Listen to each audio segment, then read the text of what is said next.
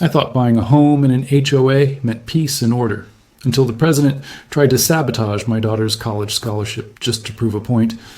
When you buy a home in an HOA, they tell you it's about community standards, but sometimes those standards are just excuses for control.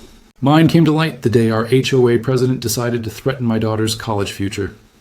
It started last spring. My daughter, Emma, had just been awarded a full scholarship to a state university for her environmental research project, one that looked into how suburban lawn chemicals leach into groundwater. I was so proud. The local paper even wrote a small piece on her. 2 days later, I found a bright orange violation notice taped to our door. Unauthorized garden expansion, removal required. That garden expansion was Emma's research plot, part of the reason she'd won the scholarship. When I called the HOA office, President Carol Dunham answered, polite on the surface, venom underneath. "Mr. Lawson," she said with that sigh reserved for troublesome homeowners, "you've ignored our guidelines. You either remove that soil project or expect fines and possible liens." I calmly explained it wasn't decorative, it was scientific and temporary. That's when she dropped the line that made my stomach twist. "Well, maybe your daughter should reconsider her little project before word spreads that her family doesn't respect community rules. Universities don't like that kind of press. It was subtle, it was cruel, and it was absolutely a threat. And if you've ever faced a power-hungry HOA or neighbor like this, take a second to hit subscribe. This channel exposes real stories of homeowners who fought back, and actually won. Because I knew HOA presidents could be power-hungry, but involving my daughter's scholarship? That was war. Within days, the harassment escalated. Letters in the mailbox about unsightly equipment. A complaint about soil odor. Even a supposed anonymous tip to the county about environmental violations, though the inspector later admitted off the record that the complaint came directly from the HOA office. But Carol made her first mistake then. She underestimated my persistence and my background in data analysis. See, I don't intimidate easily, and I log everything. I started a digital folder, HOA Harassment Project. Every email, every violation notice, every conversation, recorded. I installed discrete security cameras pointing not at the street, but at my garden and mailbox. I went over the HOA bylaws, line by line, late into the night, coffee cooling next to me, heart pounding. That's when I noticed something strange. Carol's signature approving landscaping contracts, several of them, to the same company. A company whose listed address turned out to be her brother-in-law's detached garage. Conflict of interest. Plain as daylight, but I needed proof. When Emma overheard Carol spreading gossip at a community barbecue, saying my poor, misguided daughter was under environmental investigation, that was the final straw. Not only was Carol trying to humiliate us, she was actively sabotaging Emma's reputation. The next day, I drove to the county clerk's office to dig through public records. And what I found made my pulse race. Property documents and contractor permits all tied together by one familiar name. It was like pulling a thread from a sweater and watching her entire operation start to unravel. But evidence is only useful if it can withstand scrutiny. So, before going public, I needed backup. Someone who knew the law inside and out. That's when I called my old classmate, Brian Feld, who now works as a property rights attorney. Brian laughed when I told him the story, half in disbelief. You've got yourself a classic HOA bully, my friend. And if she's using her position for personal gain, well, there's your silver bullet. He told me exactly how to gather admissible evidence, metadata, email timestamps, procurement policies, the boring stuff that topples tyrants. So I kept quiet, smiled at HOA meetings, and played the part of the compliant homeowner, all while preparing my next move. Carol thought she'd buried us under paperwork and intimidation. She had no idea she was digging her own grave, one fine, documented, cross-referenced violation at a time. The day I decided to fight back, I realized this wasn't just about my garden or Emma's scholarship. It was about every homeowner who'd ever been bullied by an HOA dictator with a name tag and a false sense of authority. Brian, the attorney, gave me my roadmap. Paper beats power, he said. You want to win? Build a story the law can't ignore. So I went to work. I cross-checked every HOA vendor contract from the past 2 years, thank you, public records laws, and built a spreadsheet. Carol's brother-in-law's company had been paid for landscaping, maintenance, storm drain consulting, even for Christmas light installation. Add those totals, and the HOA had funneled over $70,000 toward that single vendor. Meanwhile, Homeowners like me were hit with arbitrary fines for a flower bed that was 2 inches too wide. To confirm my suspicion, I bought a cheap GPS tracker and tucked it inside one of the landscaping crew's trash barrels. Something easy to blend in.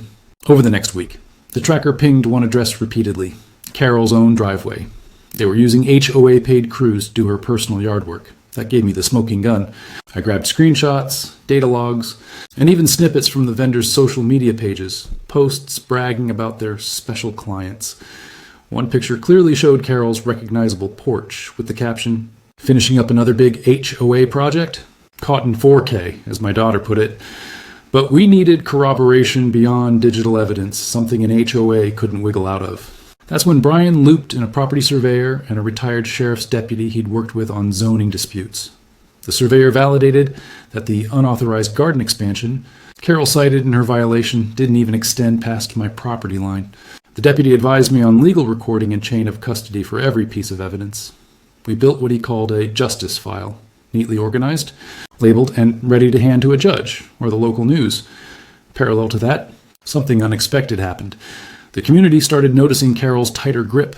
She'd fined the bakers for having a bird feeder, accused the Nguyens of cluttering their driveway with their own bicycles. The neighborhood group chat turned into a digital mutiny. I quietly watched as more homeowners started forwarding me screenshots of their own conflict of interest suspicions. A pattern emerged. Carol's decisions benefited her, relatives' services every single time. The hypocrisy practically screamed for exposure. Then came the moment of chance, the sting operation.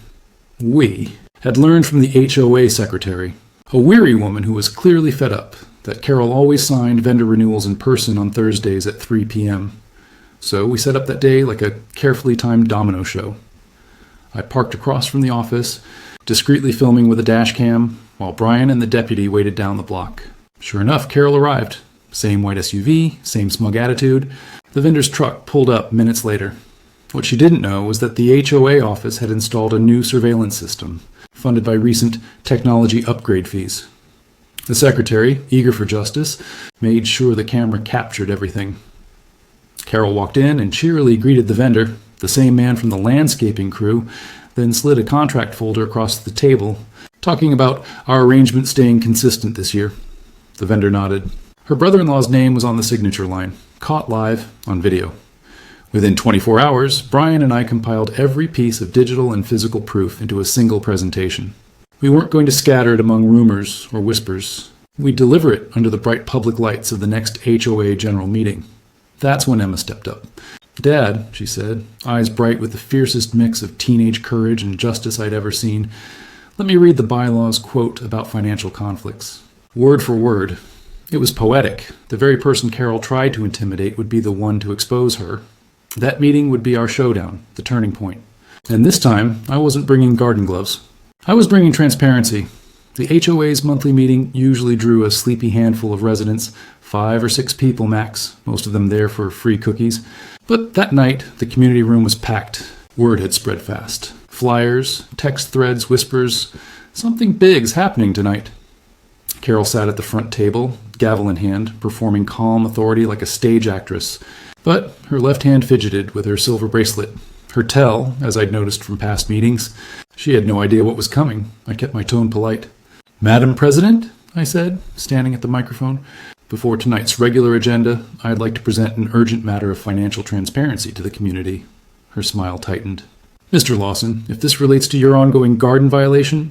"It doesn't," I said. "It relates to the integrity of the HOA itself." A murmur rippled through the crowd. Emma sat in the second row, binder in lap, ready.